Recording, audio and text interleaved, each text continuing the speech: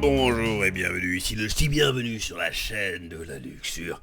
Aujourd'hui on va reparler d'Epic, et oui on a des nouvelles, combien de pognon Epic dépense pour ses exclusivités, on va voir ça, on a les détails des chiffres, on va s'en délecter, je sais que vous aimez quand je parle d'Epic, vous savez que ça allait être bon, enfin vous savez que ça va être bon, vous savez on va se faire plaisir, ça va être superbe. Avant, quelques petites news hein, comme d'habitude, et oui, quelqu'un s'est rendu compte que l'ordinateur uniquement sur les bornes d'arcade de Street Fighter 2 trichait comme un sagouin, et voilà, vu le nombre de pognon que je dépensais dans cette borne d'arcade, je pense que je devrais porter plainte.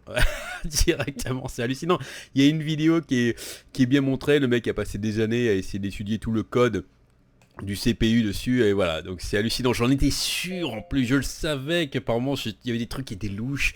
Enfin voilà, c'est scandaleux, j'espère qu'ils ont arrêté un petit peu maintenant, mais bon voilà, tant pis. Alors Microsoft qui, eh bien, ne rapportera plus dans ses rapports de revenus, en fait, les Xbox Live Users et les revenus des jeux vidéo, tout simplement à cause du pass, en fait, hein, du Xbox Game Pass service, vu qu'ils pensent que, bah évidemment, l'argent n'est pas infini, et qu'il y a beaucoup de gens qui achètent des jeux de chez Microsoft, qui maintenant vont prendre l'abonnement, le Xbox Game Pass service, pour jouer au jeu, et donc il y aura un transfert d'argent, et que du coup, s'ils séparent le revenu des jeux tout seul, eh bien on va avoir une baisse. Et donc du coup ça n'a pas de sens de dire qu'il y a une baisse alors que c'est pas une vraie baisse, c'est juste qu'il y a un transfert d'argent. Donc ils remanient un petit peu tout ça, ils nous donneront un vrai chiffre. Bon, c'est une info mineure, mais je trouve que c'est quand même assez intéressant pour montrer que ils pensent bien qu'il va y avoir un gros transfert quand même d'argent, et que le Xbox Game Pass va intéresser de plus en plus de monde, et que pour eux ce type d'abonnement c'est l'avenir du jeu vidéo. J'en avais parlé, il y avait un bug qui était présenté comme tel, en tout cas par les gens très compétents qui ont fait GTA V, qui, eh bien, souvenez-vous, vu qu'ils mettaient leur propre launcher et qu'il fallait absolument maintenant lancer le propre launcher, même sur Steam, pour pouvoir jouer à GTA V, eh bien, empêcher les gens de jouer en offline, tout simplement. Eh bien, ça y est, c'était réglé. Alors, est-ce que c'était vraiment un bug, ou est-ce qu'ils ont simplement viré cette feature et ils ont décidé de pouvoir autoriser le mode offline? Je reste quand même assez... je suspecte quand même que c'était pas complètement un bug et qu'ils ont vraiment voulu pousser les gens à utiliser que le mode online. Mais en tout cas, voilà, il y a eu tellement de gens qui ont râlé, qu'ils ont reculé, et ou en tout cas, qui ont peut-être corrigé le bug. Hein. Encore une fois, ce n'est que de la pure spéculation de ma part. Là, je n'ai absolument aucune preuve là-dessus. Mais en tout cas, voilà, maintenant on peut rejouer en mode offline, et c'est très très bien. Un petit tweet de monsieur Daniel Armad. Je ne sais même pas si on prononce comme ça. Je prononce un petit peu à la... je sais pas, c'est bizarre. Armad, alors qu'il n'a pas l'air... C'est un spécialiste... c'est un analyste en fait des jeux vidéo, spécialiste de marché asiatique, et j'adore ses tweets, hein. Je vais très régulièrement sur son Twitter, il y a plein d'infos. Si vous voulez des super infos sur le monde des jeux vidéo et sur des analyses très fines, très précises, c'est une de mes sources préférées que j'ai, c'est magnifique. Et donc il nous dit que eh bien chez Sony, on prévoit peut-être au futur d'engager des développeurs asiatiques pour pouvoir s'ouvrir un petit peu plus sur le marché asiatique. Alors, c'est traduit comme ça, ce qu'ils entendent par asiatique, c'est-à-dire non japonais. Et pour l'instant, c'est vrai que chez Sony, les développeurs asiatiques qu'il y a, c'est que des japonais. Et donc, ils prévoient de s'ouvrir, et peut-être notamment, je pense, d'employer pas mal de développeurs chinois pour pouvoir un petit peu plus s'ouvrir au marché chinois, parce que c'est vrai que quand on a des développeurs locaux, eh bien, ils sont plus à même de savoir et de comprendre un petit peu comment le marché se passe, et de savoir ce qui va plaire au marché, de comment ils font les jeux, parce que les clients ont l'habitude en fait d'acheter des jeux qui ont un certain type. Donc voilà, je trouve ça très très bien qu'ils s'ouvrent un petit peu sur tout le marché asiatique. Et puis bon, c'est un gros marché à prendre, hein. On sait qu'il y a beaucoup de jeux chinois qui marchent très bien et qui font plein de pognon, qui sont développés localement, et que eh bien, les développeurs extérieurs c'est plus difficile de se faire une part du gâteau. Donc ça serait un des moyens d'y arriver, et je trouve ça vachement bien. Encore une bonne nouvelle. Warner Bros et Funcom qui ont viré cette espèce de gros truc pourri de DRM de leur jeu de Batman Arkham Knight et Conan Unconquered. Alors très bien.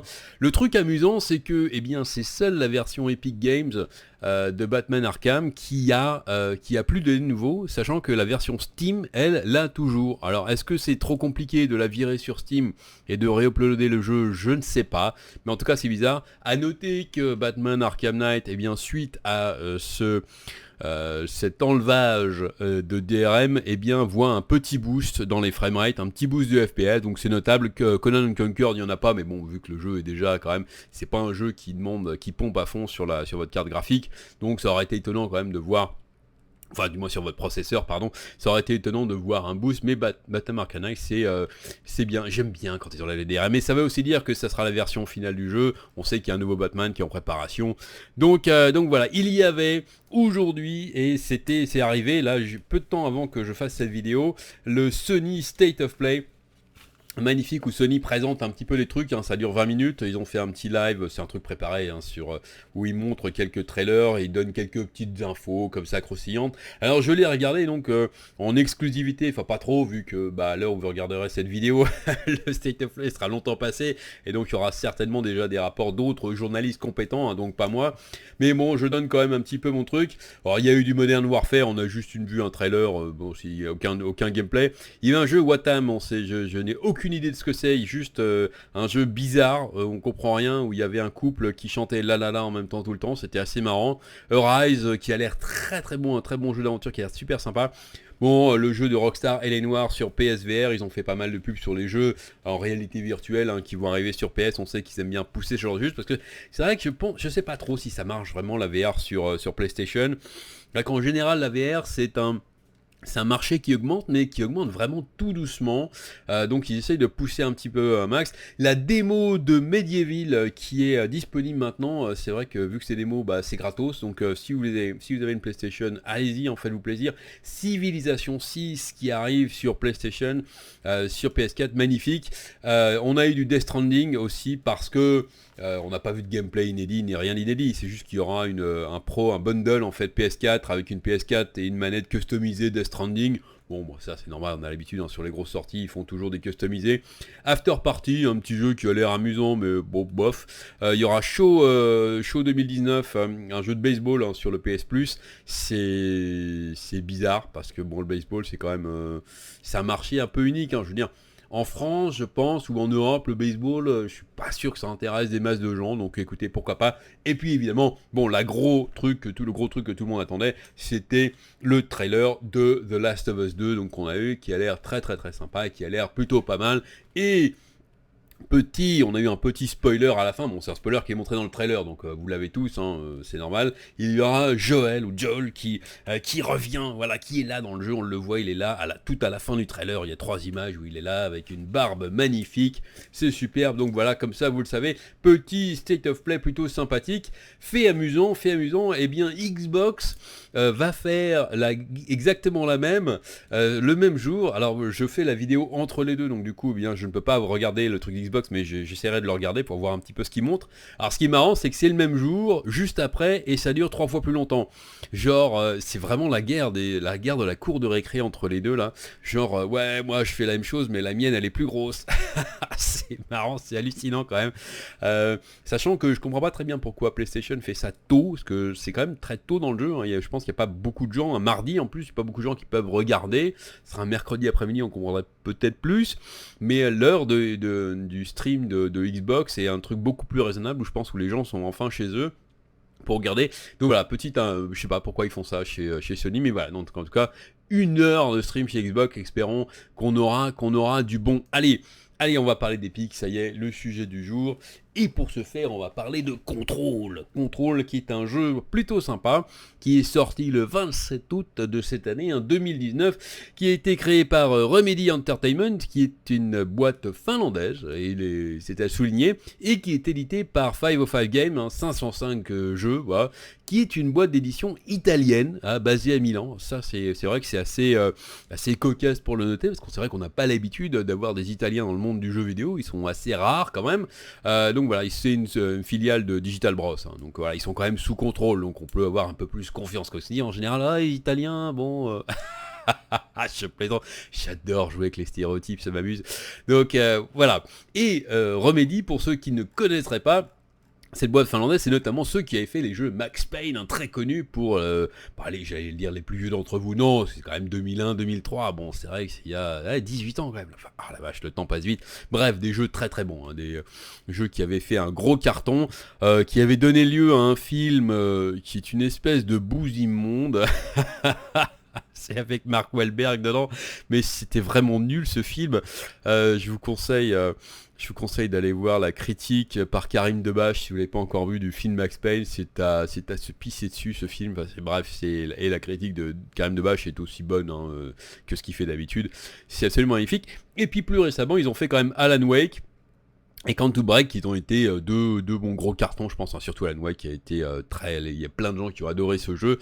Donc voilà, une boîte qui est pas là depuis, bon, ça va depuis longtemps, ils n'ont pas fait énormément de jeux, mais à chaque fois quand même, globalement, plutôt des bons jeux, et c'est vrai que Control est plutôt un bon jeu, en tout cas, qui a reçu pas mal de bonnes critiques, on va dire, hein, avec sur Metacritic, bon, les reviews de magazines, ça, on a l'habitude, des fois, c'est pas forcément super objectif, mais là, bon, on peut dire qu'ils ont reçu une bonne note en tout cas, et une note plutôt correcte de la part des utilisateurs. On voit qu'il y a beaucoup plus de positifs que de négatifs, ce qui est quand même pas mal. La note est à peu près exactement la même sur PC, PS4 et Xbox One, ce qui donne quand même qu'il y a une bonne stabilité de notes et qu'on peut faire confiance à la note. Ceux qui n'ont pas aimé le jeu en général, c'est qu'ils trouvaient que l'histoire était un peu bidon et que le gameplay était assez répétitif. Hein. Je crois que c'est le plus de critiques que j'ai vu, mais en tout cas, le jeu a bien marché. Il y a pas mal de streamers et de youtubeurs qui s'étaient emparés du jeu et qui en ont fait, et qui ont plutôt apprécié. C'est-à-dire un jeu sympa, voilà, pas le triple A de l'année, ni la grosse sortie, mais un jeu plutôt sympa qui passe bien le temps. C'est ce qu'on peut dire. Et le truc, c'est que, eh bien, je l'ai dit, il est sorti donc en août, et en mars de cette année, on avait appris, eh bien, que Control serait une exclusivité Epic, une de plus. Voilà, je crois que j'avais dû râler à l'époque. Je ne sais pas si j'avais parlé de Control exactement. J'ai parlé de The Outer World et des trois aussi, hein, qui allaient recevoir la marque, le sceau, le sceau. Vous êtes brûlés en fait à feu vif de l'exclusivité Epic. Je pense que les devs qui vont sur une exclusivité Epic, ils se font marquer au fer rouge en fait, avec la tête de Tim Sweeney sur leurs fesses. Je pense qu'ils doivent avoir un accord comme ça dans le contrat pour faire ça. Ça va être marrant. Enfin moi, c'est dans mon esprit, c'est comme ça que je le vois. Et donc, le truc, c'est que, eh bien, 505 Games, hein, donc la boîte italienne, a publié, ce qui publie des résultats financiers plutôt détaillés, hein, qui pour des Italiens, c'est quand même assez étonnant. Je vous l'ai dit hein, que j'allais jouer avec les stéréotypes dans toute cette vidéo. Voilà. En général, les Italiens, ils aiment bien planquer le pognon. Là, non. Là, ils sont tout au jour. Donc, tout à jour, on peut regarder tout ça. Et donc, on a appris, puisqu'ils ont mis dedans, eh bien, le pognon qu'ils avaient reçu de la part d'Epic pour le jeu. Et donc, monsieur Daniel Ahmad, hein, encore une fois, encore lui, je vous l'ai dit, hein, il sort des news décidément très très bien. Et bien, voilà, donc, Digital Bros nous apprend que ils ont reçu 9,5 millions d'euros de la part d'Epic Games pour Control, qui est donc pour l'exclusivité, sachant que 55% de ce paiement sera pour l'éditeur. Donc c'est un truc de 55-45. 45% va au créateur du jeu, 55% de ça va à l'éditeur du jeu. Comme je disais, je vous l'ai expliqué plein de fois, et là on a la preuve en chiffres que eh bien, l'échec des exclusivités, ou même quand on vend le jeu, la majeure partie du pognon va à l'éditeur, parce que c'est lui qui négocie tout, c'est lui qui fait tout. Enfin, qui fait tout. Non, il fait pas le jeu, mais il négocie, là le contrat d'exclusivité, c'est lui qui a négocié ça, donc il se prend la plus grosse part du gâteau, on va dire. Même quand on vend les jeux, l'éditeur prend plein de pognon dans le jeu en général. Donc voilà, évidemment quelques articles dessus où on a un petit peu plus de détails hein, et ils mettent tout ce qui a été mis. Donc en italien, si vous parlez l'italien, il gioco nelle differenti versioni. Ah, c'est super. Personal computer. Par contre, là, en italien, on dit computer, sur ordinateur, ça dit computer. C'est marrant l'italien comme langue. Hein. Bon, bref. Et donc voilà, donc 45, ça veut dire que, eh bien, Remedy, hein, la boîte finlandaise, prend 4 millions 3, et que 5 millions 2, ça va donc à l'éditeur italien. Epic a été contacté pour obtenir une confirmation. Eh bien, ils ont décliné tout commentaire en disant « Nous ne discutons pas les termes de nos deals. tout le monde devrait jouer à Control, c'est un très bon jeu. Voilà, déclaration d'Epic. Alors, ce qu'on sait aussi, et c'est ce qu'on avait vu avec Ooblets, hein, souvenez-vous, ce jeu qui a fait beaucoup parler de lui parce qu'ils étaient passés sur une exclusivité Epic, et notamment le créateur d'Ooblet, enfin un des créateurs d'Ooblet avait fait un post en disant voilà, venez pas nous embêter, il y a plus important dans le monde, genre la faim dans le monde, les crises et tout, alors qu'une exclusivité Epic, bah c'est pas grand chose finalement. Voilà, ils avaient fait un truc super condescendant et super critique, ils s'étaient pris plein de backlash dans la face. Enfin bref, donc on avait appris à l'époque que, eh bien, les fonds en fait d'Epic qui donnent, c'est une avance sur les ventes en fait. Il dit voilà, je vous garantis des ventes. Alors autant sur Roulette et sur des petits jeux indépendants qui ne sont pas sûrs de se vendre, hein, en général c'est un petit peu l'aléatoire pour ce genre de jeu, parce qu'ils n'ont pas la puissance de feu marketing d'autres, donc bon bah, c'est le bouche à oreille ces trucs, donc bah, des fois ça tombe bien, les gens en parlent, ou il suffit qu'un youtubeur connu fasse une vidéo dessus, et du coup bah, y a plein de monde qui va l'acheter, donc c'est très bien, mais bon bah, c'est un petit peu la roulette russe pour eux, donc on comprend quelque part, même si, encore une fois, tout au fond de moi, très au fond même, je suis viscéralement contre les exclusivités, je comprends la logique, hein, je peux me mettre à la place du type en disant, bah vu que je suis pas sûr de mon avenir, bah je prends le chèque, je veux dire, hein, comme ça j'assure mon avenir, je prends le chèque pour mon équipe, et comme ça je peux continuer à bosser, donc voilà, on comprend en tout cas la logique qu'il y a derrière. Sauf que là quand même, comme je viens de l'expliquer, c'est Remedy, c'est pas le studio Doublette, hein, ils font pas des crêpes les gars, c'est un studio quand même qui a une certaine renommée, qui vend pas mal de jeux, hein, Alan Wake ou Quantum Break ou encore les plus anciens, et Max Payne, c'est quand même mis en truc. Je suis vraiment pas sûr qu'ils aient besoin d'une avance sur les ventes, donc personnellement, je ne comprends pas très bien la logique de 505 Games, hein, l'éditeur, mais encore une fois, hein, ce sont des Italiens, donc bon, des fois on comprend pas trop, hein, leur logique. Est-ce qu'ils ont une logique d'ailleurs, ces gens-là? On se le demande. J'adore, vous allez, je sens que je vais me bouffer plein de commentaires. Moi je suis italien, ou je suis 5% italien et je t'emmerde, le style. Ouais, bah, écoutez, si vous faites ce que vous voulez, moi ça me fait rire. Donc voilà, mais en tout cas, au-delà de la blague, je comprends vraiment pas la logique, parce que je pense que s'ils étaient sortis comme normalement en multiplateforme, Steam ou GOG ou autre, ou je ne sais quoi, bah je pense qu'il se serait fait largement autant de pognon. Là pour le coup, je vois pas trop l'intérêt, à moins qu'il y ait un autre accord entre l'éditeur ou Digital Bros avec Epic, dont on ne saurait pas grand chose, pour sortir plus de jeux en exclusivité. Là, en plus, il n'y a pas eu de déclaration, il n'y a eu aucune déclaration de l'éditeur ou du créateur du jeu, du développeur du jeu pro Epic, hein, comme on avait vu sur Andy Pitchford, qui avait fait, bon, c'est juste après avoir parlé de 2K, parce qu'au début, il a un petit peu mis la balle en touche en disant que c'était son éditeur qui avait décidé. Après, c'était devenu un chantre de la défense d'Epic. Mais en tout cas, lui, il était pro Epic. Il disait, voilà, il a en tout cas expliqué, montré une logique derrière. Il disait, voilà, je suis pro Epic, je veux la concurrence, donc je vais chez Epic. Voilà, il y avait une logique. Là, personne s'est jamais exprimé, rien. Donc, j'ai vraiment du mal à comprendre pourquoi il y a ce contrat d'exclusivité avec Epic. Voilà, c'est pas, là pour le coup, je suis pas sûr que ça soit financier, parce qu'encore une fois, hein, ça, ce chèque, c'est bien, mais il l'aurait vendu. Je pense qu'il l'aurait largement vendu, donc je comprends pas très bien. Si vous avez une explication, donnez-la moi. Voilà, moi c'est mon opinion que je ne sais pas. Allez, on continue, on va reparler toujours d'une autre exclusivité Epic, Shenmue 3.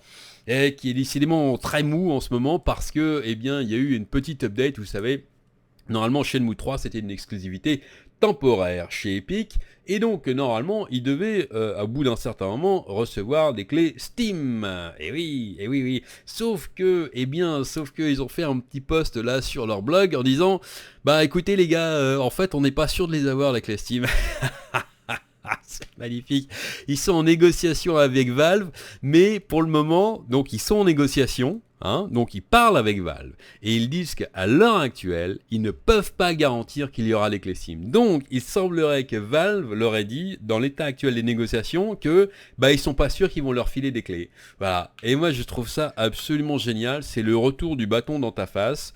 Voilà, t'as voulu jouer au malin, Parce que même pour les pro Epic, je veux dire, quand on dit c'est le business et que Epic fait ce qu'il veut et qu'ils font ce qu'ils veulent avec leur argent, ils ont le droit de s'acheter des exclusivités, c'est vrai, c'est le marché, c'est comme ça, ils font ce qu'ils veulent. Si les développeurs acceptent, eh bien, bon bah tant mieux pour eux, hein, je veux dire, ils font ce qu'ils veulent. Mais du coup, eh bien, ça s'applique de l'autre côté aussi. Steam aussi, eh bien, ils font ce qu'ils veulent. Et s'ils n'ont pas envie de filer des clés, eh ben, ils fileront pas des clés parce que c'est la concurrence. S'ils pensent que c'est comme ça qu'ils vont lutter contre Epic et qu'ils vont, eh bien, en tout cas, répondre à Epic, j'avais notamment couvert le fait que dans le contrat de Steam, et il est bien stipulé que si vous voulez vendre votre jeu sur Steam, vous devez le déclarer évidemment à Steam, et vous avez 30 jours maximum, une fois que le jeu est sorti, pour envoyer votre jeu sur Steam. Là, les exclusivités d'Epic, c'est 6 mois ou 1 an, je ne sais plus laquelle c'est pour Shenmue 3, donc c'est au-delà des 30 jours, donc normalement, ils seraient tout à fait dans leur droit parce que c'est stipulé dans le contrat, de refuser de filer des clés Steam à Shenmue 3 en disant bah non, vous avez rompu votre contrat, donc on vous file rien du tout. Et j'espère que c'est ce qu'ils feront. Parce que là, ça sera marrant. Je veux du sang, je veux la guerre entre Epic et Steam, parce que là, ça va être marrant. Quand c'est une guerre entre deux petites boutiques, c'est pas drôle. Quand c'est une guerre entre deux mastodontes qui ont des milliards de dollars derrière, là, ça risque d'être vraiment marrant et de voir ce qu'ils font derrière pour essayer d'attirer les développeurs de jeux. Et c'est là que pour moi, c'est là où c'est la scène concurrente. C'est quand vraiment les deux font des trucs. Parce que pour le moment, il n'y a qu'Epic en fait qui tire sur Steam et Steam réagit pas. Donc voilà, l'exclusivité déjà, je suis contre. Donc si Steam pouvait répondre et que Epic pouvait réagir en faisant autre chose, là pour moi, ça serait de la vraie concurrence. Et c'est là, je pense, qu'on verrait vraiment soit les tarifs baisser, soit des trucs beaucoup plus avantageux pour les développeurs. Bref, et on termine encore une fois sur Shenmue en disant que, ceux qui ont demandé un remboursement de la version PC, ils l'auront. Mais par contre, ceux qui ont une version PS4, non, bien profond, désolé, pas de remboursement pour vous. Dommage, c'est con, hein. Ah là là, enfin bref, bah oui, vous n'avez pas Epic sur PS4. Voilà, si vous aviez Epic sur PS4, vous pourriez vous faire rembourser. Mais non, là non, ils t'ont dit non, désolé. C'est dommage, vous avez votre jeu, puis vous allez y jouer. Hein. Ouais, tant pis. Voilà, allez, ça n'est que mon avis, donnez-moi le vôtre dans les commentaires. N'oubliez pas de cliquer sur la cloche, même si je comprends que ça vous embête. Je comprends tout à fait ceux qui ne veulent pas, parce que c'est chiant, les cloches. Moi non plus, j'aime pas ça. Mais malheureusement, c'est YouTube qui fait les règles et on est obligé de suivre. Et puis donnez-moi votre avis dans les commentaires. Amusez-vous bien, et à très bientôt. Si tu ne veux pas perdre ton âme, like cette vidéo et abonne-toi maintenant.